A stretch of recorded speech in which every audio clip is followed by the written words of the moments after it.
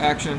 Okay, so yesterday, chefs Adam, Carlos, Maria, and I melted ice cream sandwiches, generic ice cream sandwiches, and it took like 2.5 minutes for it to like semi-free to melt halfway. It's really gross. The outside was bubbling like some sort of like thick boiling cream soup, and the inside was still like completely frozen, like you would get freezer burn in your mouth if you tried to eat it.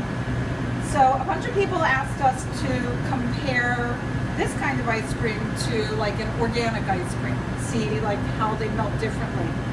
So we have the same ice cream sandwich as in our other video, melting ice cream sandwiches. We took the cookie off the one side.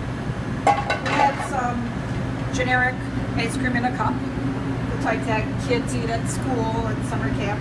And then we have some Ben & Jerry's strawberry cheesecake ice cream for the all-natural comparison.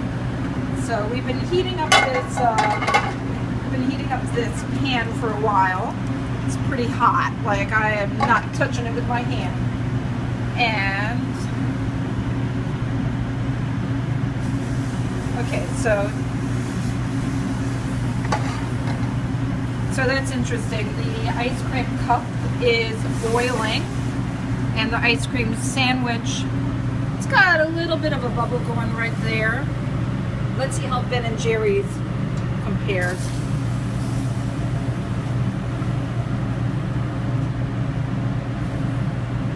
I think it's not boiling, it's just melted. It's just melting. That's so cool. Okay. So all three of them are melting. This pan is a lot hotter. Okay, this is bubbling in a way that those two ice creams are bubbling in a way they're not really supposed to bubble, and it looks like there's some weird coloration. So Ben & Jerry's is just melting, and the reason for that is chemicals that are to stabilize ingredients. Like they don't want this to melt while the kids are eating it. They want kids to be able to eat it and not be like covered with sticky stuff. So they put all kinds of shelf stabilizing emulsifiers in it. And this ice cream is literally just the same sort of ingredients that you use when you make ice cream at home. If, like me, you grew up on a farm and if you wanted ice cream, that's how you ate it. So it's not bubbling at all compared to the other stuff either. Not even close. It's just a good, clean melt.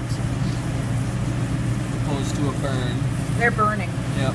And I gotta say, they smell like a weird combination of s'mores, like not when you're cooking them, like you want to eat them, like the s'mores that fell in the fire, and plastic.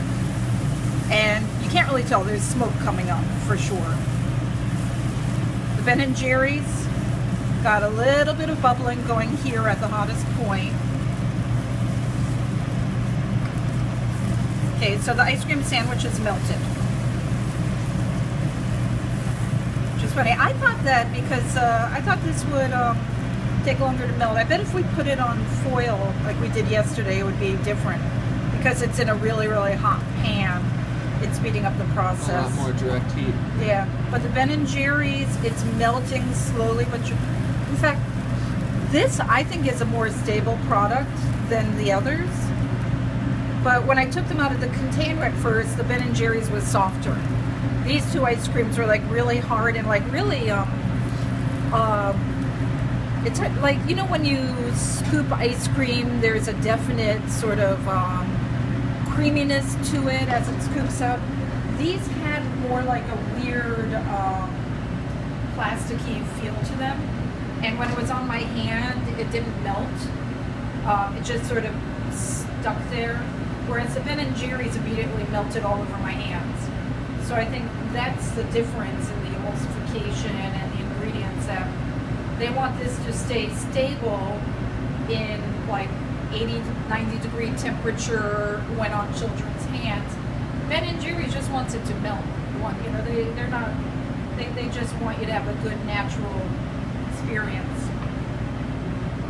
And you can see all this bubble how these are like very frothy, and Ben & Jerry's, it's like it's like the creme anglaise that it's made from, you know, cream and egg and sugar turned together into a custard. And these, look at that, it's like, it's frothy. Mm-hmm. Like someone whipped it up with a little bit of egg white. See, look at that. That is weird. It shouldn't be frothy like that. So, there we have it. It's not the result I expected, but it's definitely much nastier. Oh, that's so gross.